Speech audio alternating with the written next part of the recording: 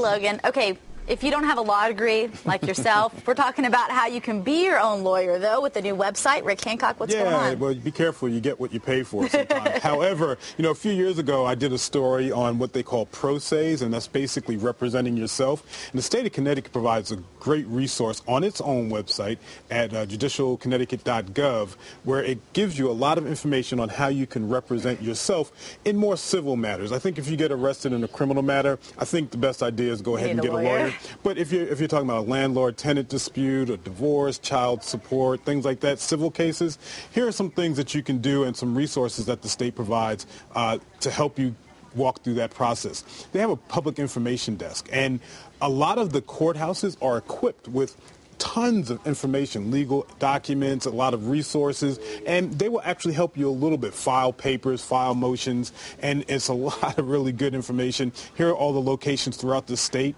that have these public information desks and offices. Essentially, you can go in, you have access to a computer, you have access to a paralegal, and they really help you walk you through the process. Yeah, because you know what? It's expensive sometimes. Right. If you can't afford a lawyer, or some people want to be daring and actually say, I think I can do this myself, and they'll go ahead and do that. But here's a great alternative in case you need to get some legal, you have to go to court, you have to do something in the courtroom, and you can't afford a lawyer.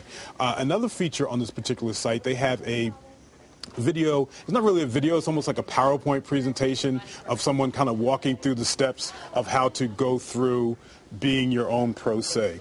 And a lot of people who again, a lot of people who are going through child custody hearings, and that's a long process, right. A lot of landlord-tenant disputes, a lot of civil matters. Again, I was saying, we're not dispensing legal advice here. Right. It's always good advice to seek the lawyer's counsel, and even if you're going to do it yourself, there are a lot of lawyers in Connecticut that actually provide free consultations and may be able to hold your hand a little bit as you're walking through this process. But again, like you said, if you're arrested or something, you might want a lawyer for that. Yeah, I think that'd be the thing. For civil matters, small claims, civil matters, this is something that a lot of people in Connecticut are doing. I mean, when I say a lot of people. So you go to these places and you'll see the room packed. It's jud.ct.gov.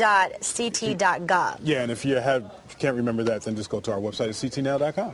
Thanks, Rick. Okay. Rach, over to you. All right, Sarah, right now we have a fairly decent commute still into New Haven. We'll start with some of the